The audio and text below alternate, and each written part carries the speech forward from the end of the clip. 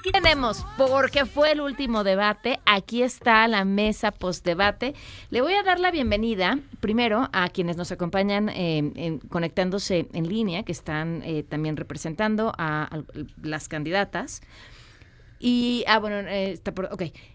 Les voy avisando, antes de saludarles y presentarlos, que al final de esta mesa les voy a pedir a quienes vienen representando a una candidatura que al final digan una cosa buena que le reconocen a las candidatas o candidato opositor, para que la vayan pensando. Ahora sí, saludo a Enrique de la Madrid, coordinador general del Plan de Gobierno para la campaña de Xóchitl Gálvez. ¿Cómo estás? Qué gusto saludarte y también saludar al auditorio. Muy buenas tardes. Qué gusto saludarte. Qué bueno que ninguno me colgó después de la propuesta. Gabriela Cuevas, vocera de la campaña de Claudia Sheinbaum. ¿Cómo estás? Gabriela. Ah, yo dije, ya me colgó alguien. No, ahí está, es que no la oigo. ¿Cómo estás? Estoy en la que sucede con la tecnología del micrófono. Muy buenas tardes, gracias por la invitación y qué gusto coincidir otra vez con Enrique. Gracias por acompañarnos. Braulio López Ochoa, vocero de la campaña presidencial de Jorge Álvarez Maínez y coordinador de Movimiento Ciudadano en la Cámara de Diputados. ¿Cómo estás? Muchas gracias, Pamela, por la invitación y un saludo a Gaby y Enrique y también a Víctor, que está aquí. Y ahora sí que jugando desde el punto de vista ciudadano nos acompaña Víctor Hernández, especialista en seguridad nacional de la Universidad Panamericana. ¿Cómo estás, Víctor? Bien, muchas gracias por la invitación. Bueno, pues arrancamos. Más allá de irme con la clásica pregunta de quién ganó el debate, me gustaría más bien escuchar cuál es el balance de cada uno sobre lo que sucedió. Vamos a tratar de hacer que estas respuestas, sobre todo va para Enrique, Gabriela y Braulio, tengan más o menos 2 minutos cada quien y les voy a ir avisando el tiempo para tratar de repartir el tiempo de la forma más equitativa posible. Te escuchamos, Enrique, tu balance. Y se nos cortó la comunicación con Enrique. Gabriela, te escuchamos. También. Muchas gracias, sí, aquí sigo. Perfecto. Bueno, de entrada, a mí me parece una gran noticia el tener estos ejercicios de debates. Me parece una gran noticia que cada vez más personas estén viéndolo. No tengo los datos de este tercer debate, pero los datos del segundo con 17 millones de espectadores, me parece que fue maravilloso. Eso ayuda a nuestra democracia, ayuda a nuestro país. En lo personal, desde luego, estoy segura, porque además así lo dicen prácticamente todas las encuestas, Claudia ganó el debate y lo ganó primero por tener la serenidad de no engancharse con esta bola de calumnias, actitudes infantiles de Xóchitl Gálvez y concentrarse en lo que le importa a la gente, que es precisamente presentar propuestas. La gente quiere escuchar los qués y los cómo. Y en ese sentido, Claudia me parece muy acertada en términos de cómo comunicar los logros del gobierno que hoy tenemos y que son muchos, particularmente en estos temas. Se habló de política social, de política exterior, de seguridad y de democracia, por supuesto, muy importante. Entonces, frente a las calumnias de Xóchitl Gálvez, vimos a una Claudia serena y con propuestas. Frente a la ignorancia que demostró Xóchitl una y otra vez con este tema de ni siquiera entender la relación de México con el Vaticano. En fin, demostró una profunda ignorancia en reiteradas ocasiones. Claudia no cayó en esas provocaciones. Y frente a las mentiras que siempre está trayendo Xóchitl estos debates, Claudia trajo datos. Entonces me parece que fue un muy buen balance. Yo en lo personal creo que todavía hay mucho por descubrir en estos temas. Son temas importantes para México. Y dejo aquí algunos datos para el auditorio. Por ejemplo, no se habló de los resultados de Xóchitl en Miguel Hidalgo en materia de seguridad. Durante su mandato de 2015 a 2018, solamente en términos de secuestro aumentó en 1,300%. Oye, a ver, quisiera aprovechar para hacerte una pregunta ahí, Gabriela. Es muy interesante porque cuando escuchamos hablar de la seguridad que le adjudica Taboada a Benito Juárez, la respuesta es, no era responsabilidad de Taboada, es un logro del gobierno de la ciudad. Y si hablamos entonces de la seguridad de Xóchitl Gálvez, la respuesta es, no fue culpa del gobierno de la ciudad, fue una culpa de Xóchitl Gálvez. ¿De quién carga cuánto? En este caso se vuelve todavía más interesante la coincidencia, Pamela, porque el jefe de gobierno, mientras Xóchitl gobernaba Miguel Hidalgo, fue Miguel Ángel Mancera, que hoy es candidato a diputado también por el PRIAN y fue candidato al Senado, hoy senador, por el PAN. Iba en segundo lugar de la lista del Senado del PAN. Y gobernaba Enrique Peña. Entonces, todos los actores involucrados hoy están en la planilla de Xóchitl. Ahora bien, ¿qué le compete a los jefes delegacionales? Primero, en el caso de Taboada, hay que decirlo, él miente porque de entrada el número de policías que él dice que tenía para blindar Benito Juárez, no recuerdo el número exacto, pero entre 70 y 80 elementos. Con 70, 80 elementos no blindas una alcaldía.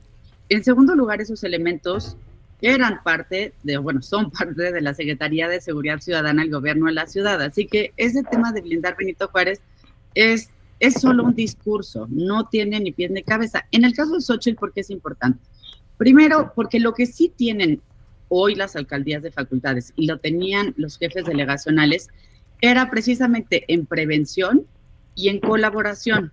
Si Xóchitl, y yo lo sé, Pamela, porque fui jefa delegacional también en Miguel Hidalgo en 2006, cuando eres una autoridad cercana, una autoridad de proximidad cercana a la gente, te enteras de muchos de los delitos que se están cometiendo y por eso es importante trabajar con las otras autoridades.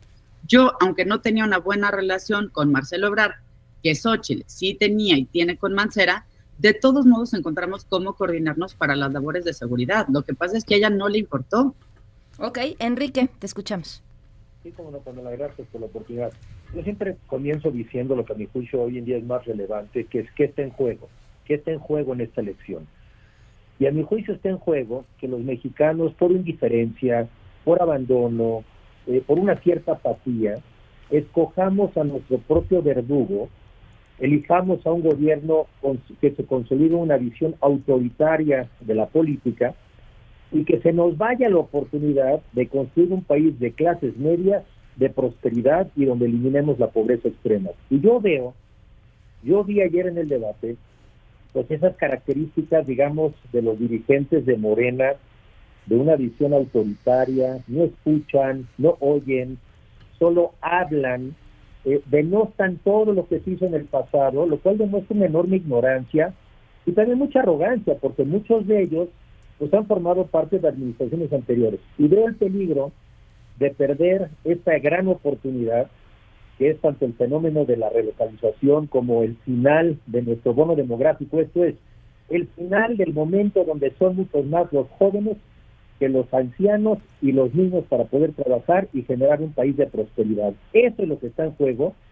Y al final del día, bueno, podemos hablar de quién tiene una mejor política en materia de seguridad, quién tiene una mejor propuesta en materia de salud, quién tiene una mejor propuesta en materia de educación, pero no hay nada más caro que perder las libertades y aniquilar nuestra democracia, que muchas personas lo que han dicho, y tienen razón, pues es de reciente incorporación en nuestra historia, y si bien la democracia no soluciona todos los problemas, no podemos aspirar a resolver ninguno sin un régimen democrático y plural. ¿A qué libertades te refieres?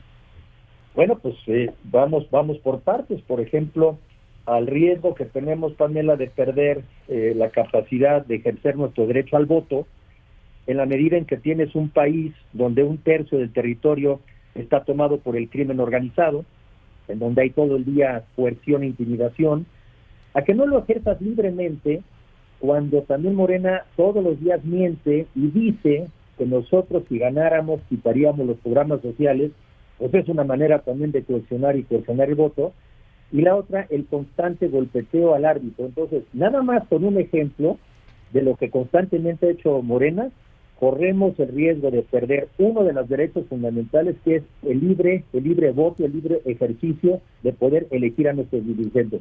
Ahí dejo uno para poder dar otros después. Braulio. Pamela, pues decirte, para Movimiento Ciudadano, para Maynes, siempre los debates han sido bien aprovechados. Nos ha ayudado a que tenga mayor conocimiento nuestra plataforma, para que aumentar los positivos de Maynes y también para aumentar la intención del voto. El tercer debate, creo que inclusive fue el mejor debate de Maynes, y Maynes fue superior a las candidatas en los 3 debates. Entonces, para nosotros, obviamente, nos pareció un gran debate en el que se propuso la visión de país de Maynes con mucha claridad, en temas que sí son muy diferenciadores respecto a las otras 2 candidatas, el tema de política social vinculado justo a los derechos laborales, que han tenido detenidos justo en la Cámara de Diputados varios temas relevantes, por ejemplo, el tema de seguridad pública, que las 2 plataformas han optado por la militarización, han optado por la prisión preventiva oficiosa, han optado por la ley Saldívar, en la cual le daban 2 años más al presidente de la Suprema Corte. En política exterior, Maynes es el único que habló de temas específicos que son, digamos, complicados, como es el tema de Ucrania, como es el tema de Palestina, como es el tema del terrorismo de Hamas, y fue contundente respecto a eso. Entonces, ante 2 candidatas que de verdad... pues digamos que cada una le habló a su público, Maynes se vio de verdad el más presidenciable en el sentido de que habló de los temas que le duelen a los mexicanos, siendo el único hombre dentro de la contienda, fue el único que habló del derecho a decidir de las mujeres, fue digamos el único que habló de una reforma fiscal cuando sabemos que están complicadas las finanzas públicas. Entonces puso sobre la mesa varios temas relevantísimos que las otras 2 candidatas no se han digamos envalentonado o no lo han dicho porque consideran que electoralmente no les funciona, pero sinceramente son temas que son de la mayor relevancia y que es increíble que no se toquen en un país que sufre tanto y que tiene tantos conflictos hoy en día. Víctor.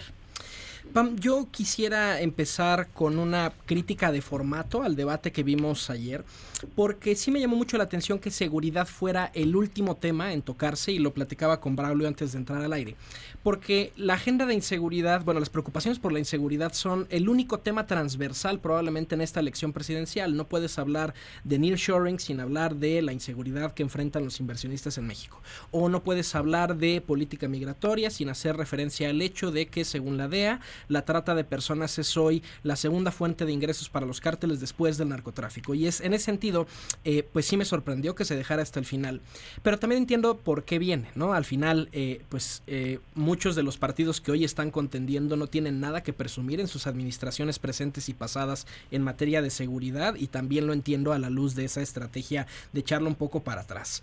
Yo pido una disculpa de antemano porque voy a decir algo que impacta a las 3 candidaturas que hoy amablemente nos acompañan, pero que son cosas que no puedo dejar de decir como profesionista de la seguridad nacional, que en los últimos 10 años, desde el Ejército Mexicano, desde el Consejo de Seguridad Nacional y ahora desde la Academia, son temas que he estudiado y que he vivido en carne propia.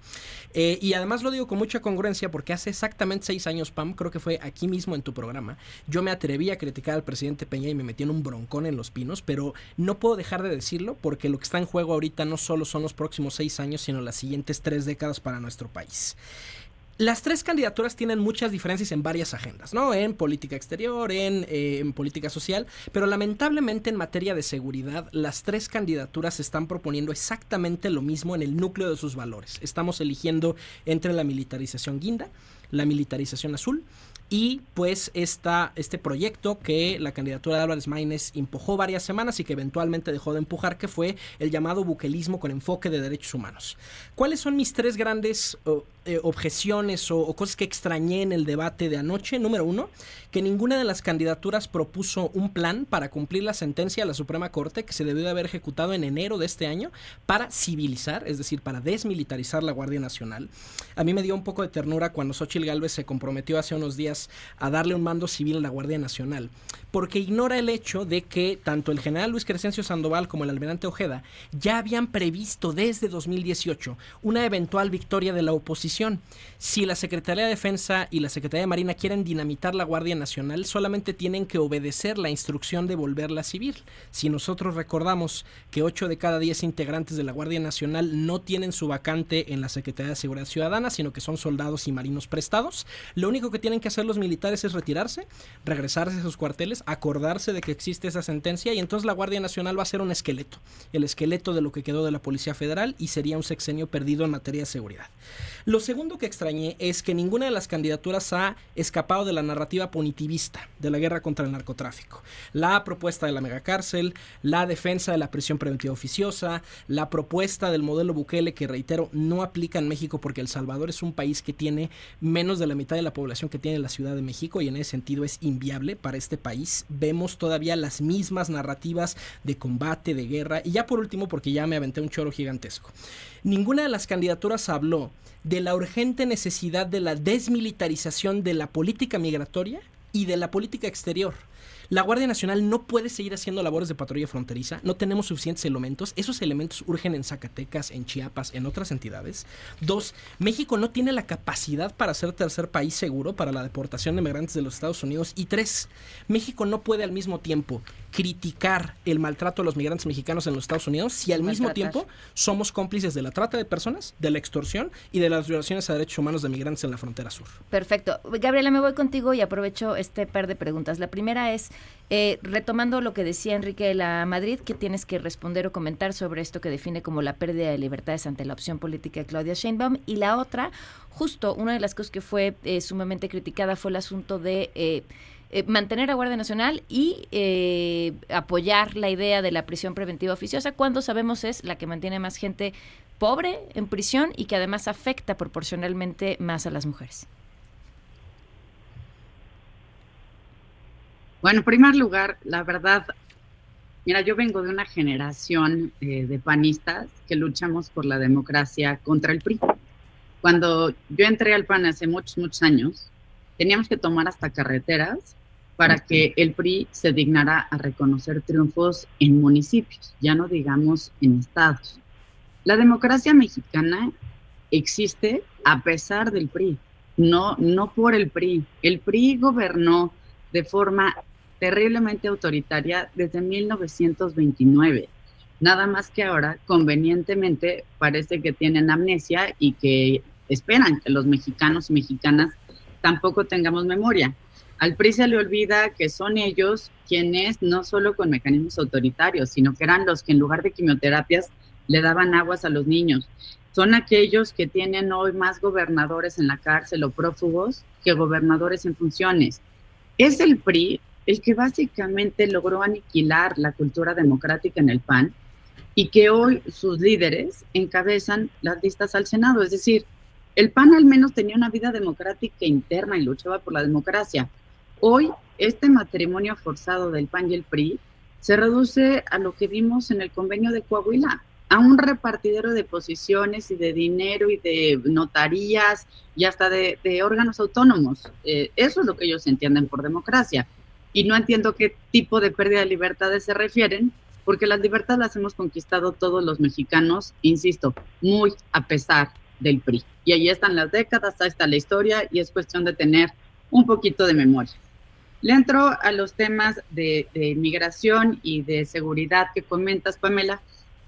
Mira, honestamente yo no soy partidaria de estos esquemas de tener a los militares en la calle, pero también debemos reconocer una realidad, y es que hoy por hoy no existen las condiciones para dejar de pronto la calle sin vigilancia, y esa es la realidad a la que se enfrentó el presidente López Obrador y que hemos buscado cómo irla transformando. Por eso fue que se creó la Guardia Nacional, para buscar un cuerpo de seguridad que se fuera fomentando, que se fuera formando, capacitando en materias no solo de seguridad, sino también de derechos humanos. Hoy se han reducido, por ejemplo, las denuncias frente a lo que veíamos en sexenios anteriores. Lo que pasa es que a veces los mexicanos, pues sí, nos falta memoria, por eso al PRIAN le apuesta a eso, y se nos olvidan las ejecuciones que hacía el Estado mexicano, y que hoy esa no es la norma, aunque muchos crean que la sangre se combate con sangre.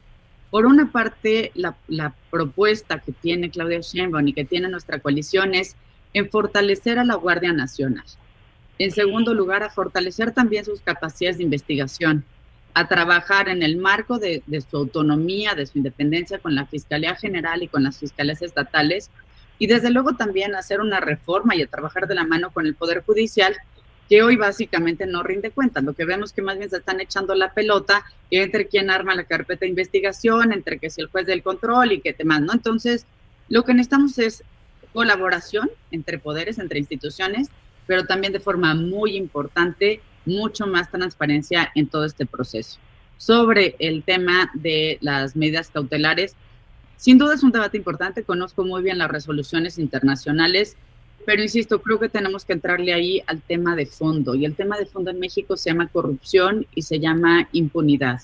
Tenemos que entrarle a esas reformas, y yo espero que una vez que la ciudadanía tome su decisión y que todas las encuestas indican que será favorable a Claudia Sheinbaum y a nuestra coalición, podamos trabajar con todas las fuerzas políticas para lograr esas reformas que tanto necesita nuestro país y, por supuesto, darle seguimiento a su implementación. Gracias. Enrique de la Madrid, aprovecho también para preguntarte sobre, regresando un poco a lo que sucedió en el debate, ¿qué hubo con este uso de los símbolos religiosos en alguna candidata que pareciera no iba a hacer uso absoluto de, pues ni de traer a colación el tema del Papa, ni la falda con la imagen de la Virgen de Guadalupe? ¿A quién le estaba hablando Xóchitl Gálvez? Y también tu respuesta sobre el tema de seguridad. Dijiste, lo importante de este proyecto es hacer crecer las clases medias. ¿Cómo? Desde el Estado. Claro, cómo no.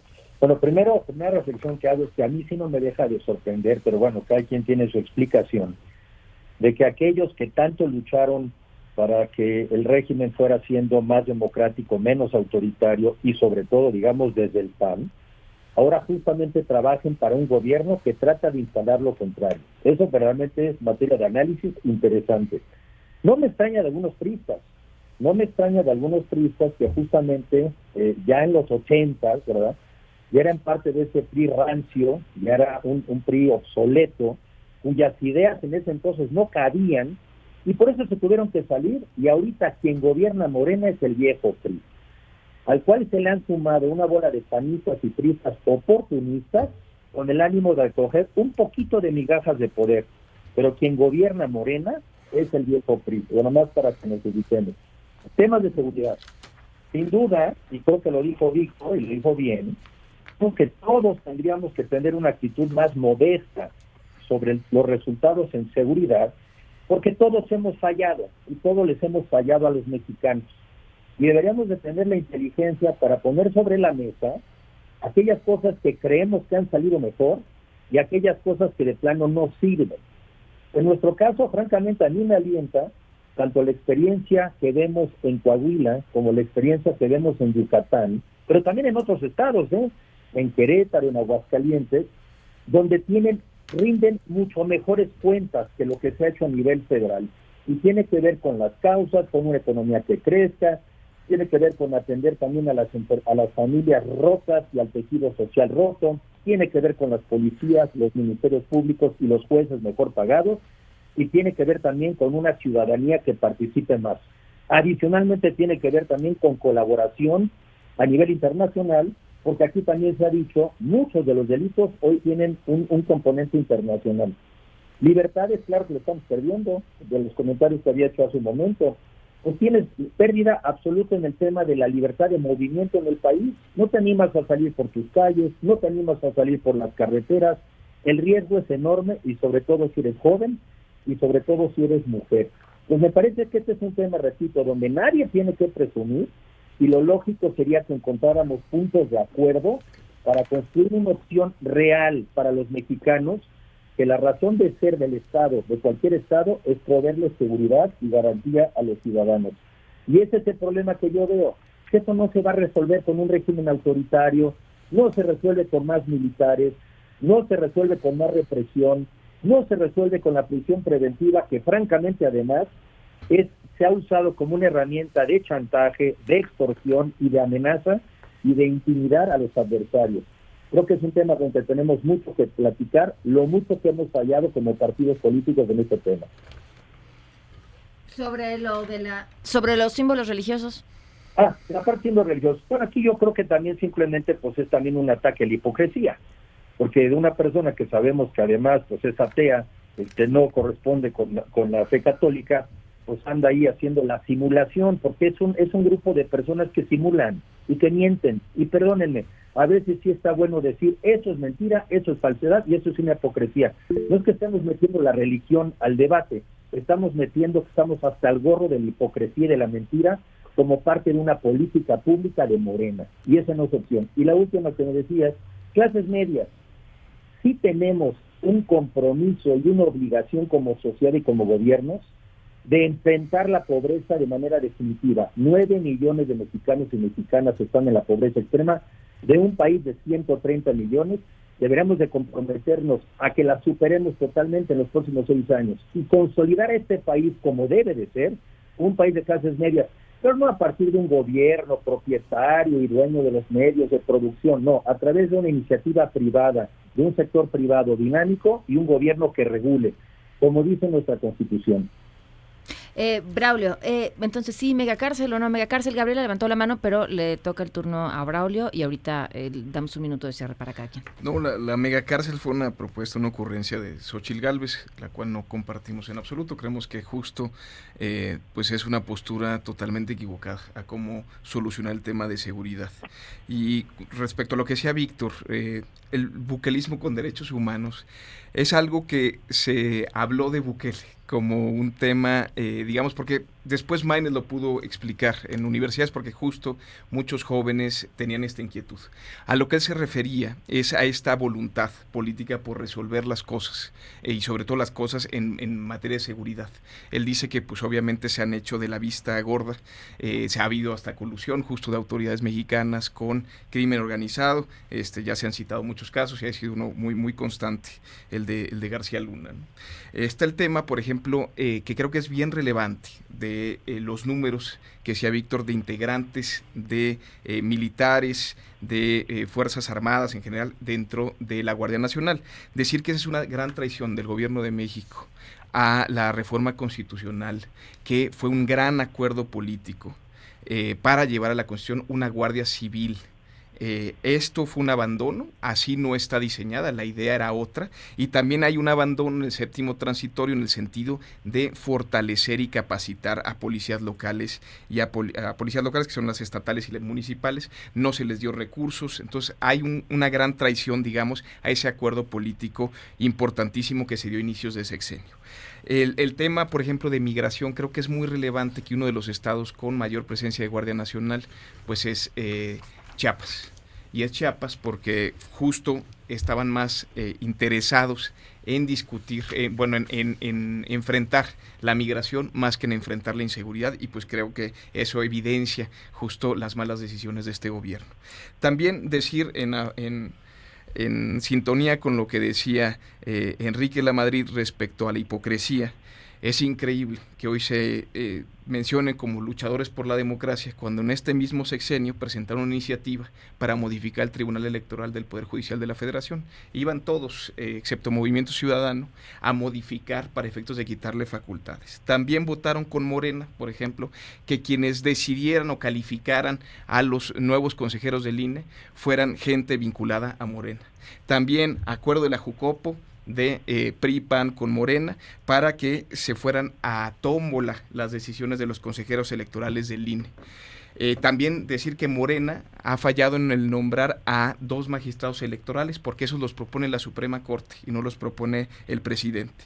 También en el tema de prisión preventiva oficiosa, a mí me llama mucho la atención que se digan de izquierda y la candidata Claudia Sheinbaum defienda la prisión preventiva oficiosa en el debate presidencial de ayer, y también decirlo, que hay mucha hipocresía ahorita con lo que mencionaba Enrique respecto a decir que es incorrecta la prisión preventiva oficiosa cuando el PRI y el PAN es de los primeros regalos que le hacen a Andrés Manuel López Obrador cuando entra a la presidencia de la República. Entonces abonan a más delitos en el artículo 19 constitucional. Entonces, pues hay muchos mensajes encontrados. Es lo que digo, hay que cambiar una estrategia fallida de seguridad que empezó con Calderón, que siguió con Peña Nieto y se mantiene con Andrés Manuel López Obrador, y si no modificamos eso, pues los números van a ser lamentables como los que hoy vivimos. Un minuto de cierre y voy a ser súper estricta porque ya me está matando mi productor. Gabriela, te escuchamos.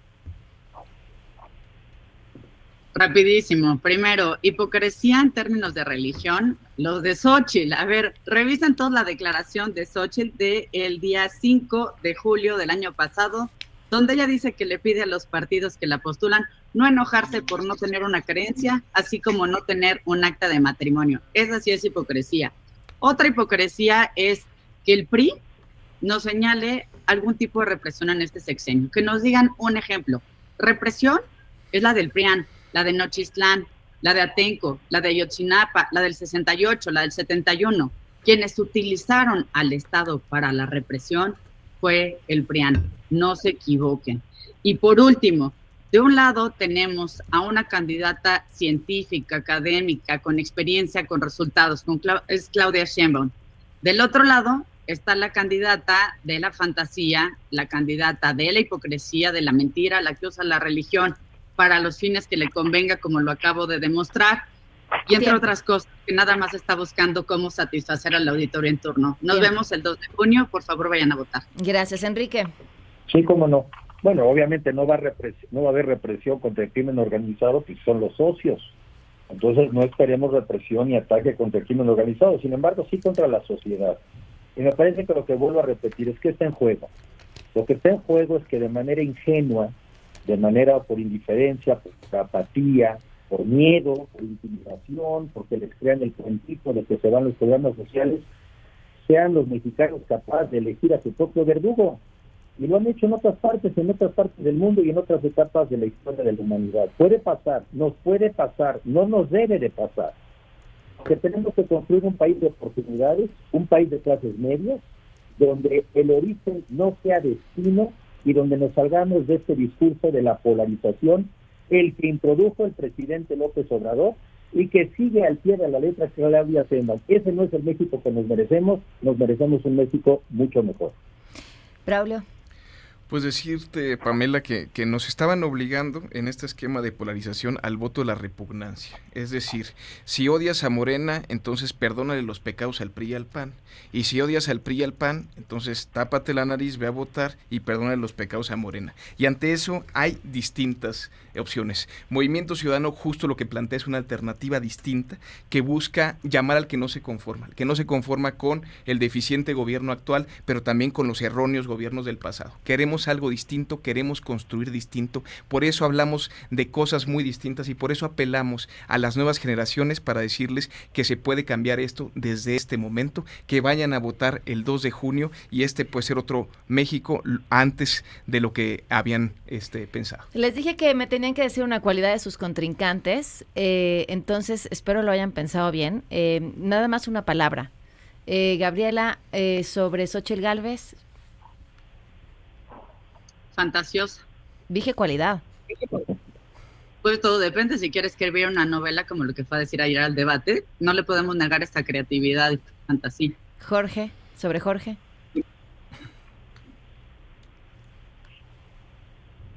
Sobre Jorge, Gabriela. Otra vez el micrófono, perdón. Su sonrisa colgate, a lo mejor. Sí, creo que sí la sonrisa, gracias. Enrique, sobre Claudia Sheinbaum. Su disciplina con el jefe. ¿Su qué, perdón? Su disciplina, su lealtad para con su jefe. ¿Y sobre Jorge? Su entusiasmo. Y Braulio, sobre Xóchitl Gálvez. Pues yo creo que sobre Xóchitl y Claudia, creo que debemos rescatar que haya dos candidatas a la presidencia de la República de este país. Creo que eso lo tenemos que ver como algo sumamente positivo. Que sean mujeres. Que sean mujeres. Bueno, pues gracias a los tres. Víctor, no te me vayas. Vamos a una pausa.